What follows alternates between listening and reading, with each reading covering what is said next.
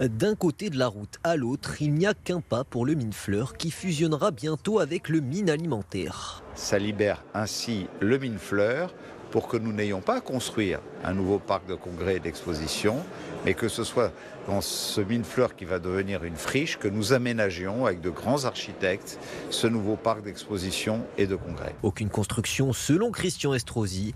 Une délibération du Conseil métropolitain en date du 11 mars 2022 indiquait pourtant le contraire, puisqu'il était prévu la conservation de l'actuelle halle des Fleurs, en capacité par ses réhabilitations d'accueillir 18 000 m² de surface ouverte au public.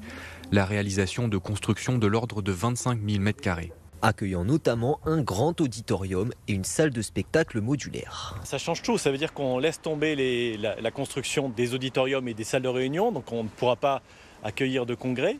C'est-à-dire qu'en fait, on va construire une sorte de deuxième palais des expositions, qui est quand même un peu inutile puisqu'on a déjà un palais des expositions, je vous le rappelle. Pour l'opposition d'extrême droite, ce supposé changement de cap s'explique par des raisons financières. Les décisions de Christian Estrosi, il les prend un peu comme ça au doigt mouillé, en fonction de financements qu'il obtient d'Emmanuel Macron ou pas, en fonction de décisions de justice qui sont rendues en sa défaveur.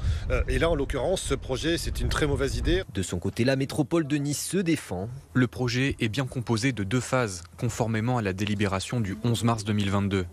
Investir le hall du Minefleur pour y installer des activités de congrès suite au regroupement des activités Minefleur avec celles du mine alimentaire. Une programmation sur l'emprise du mine alimentaire une fois que les activités seront relocalisées. À terme, les activités du Palais des Congrès et des expositions pourraient donc aussi prendre place sur l'actuel site du mine alimentaire.